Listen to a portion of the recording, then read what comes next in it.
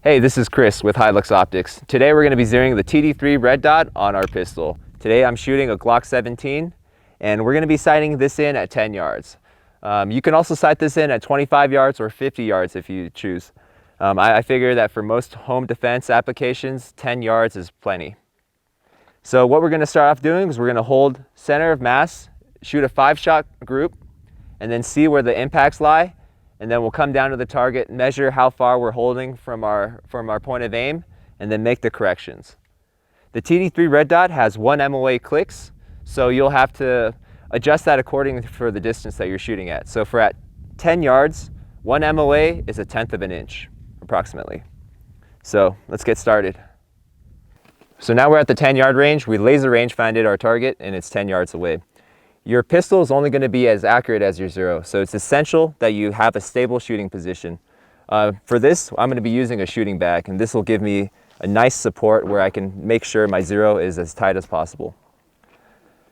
So another thing to take note of is adjust the brightness on the LED so that you have the minimum amount of brightness so that you can still see a finely defined red dot.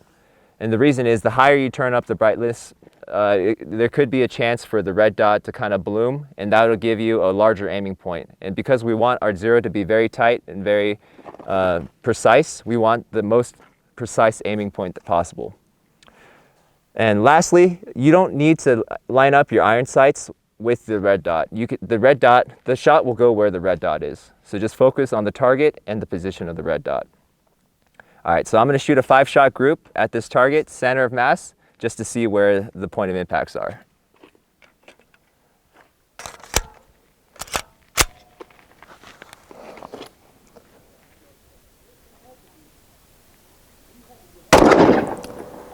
Another thing to make sure is definitely take your time.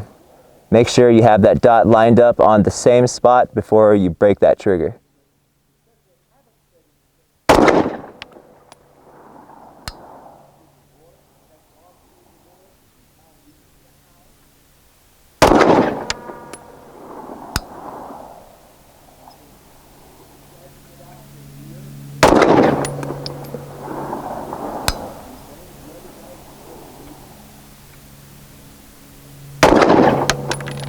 All right. All right, we're clear. Great. So let's walk down to the target and see where our impacts were.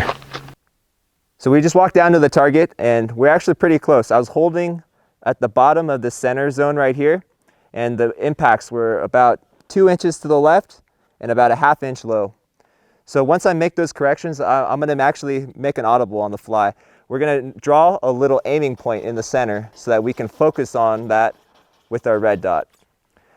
Because this space is kind of big, it's hard to make sure that you're holding at the exact same spot, so we're actually going to make a little visual reference. This way we have a defined aiming point where we can line up the red dot with.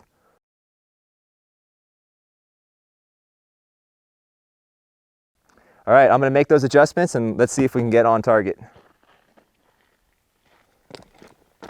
So now we've made our adjustments to the TD3 sight. I was about 2 inches to the left and about 1/2 inch low. So I went 20 clicks to the right and 5 clicks up.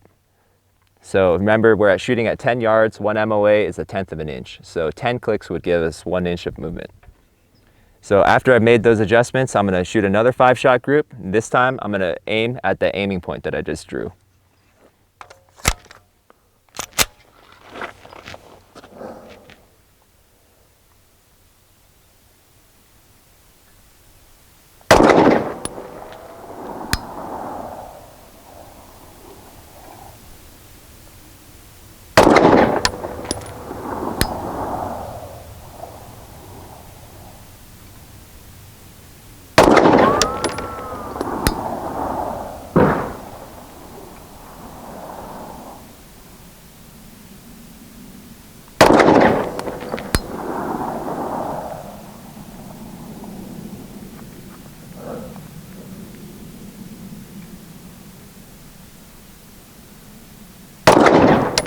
All right, clear.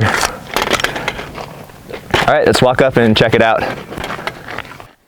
All right, we're here at the 10-yard target, and by the looks of it, it looks like we have a nice tight group. These results are exactly what you can expect if you use a stable rest like a sandbag and the TD3 with precise 1 MOA clicks. So now that we got this red dot zeroed, we're going to run some drills.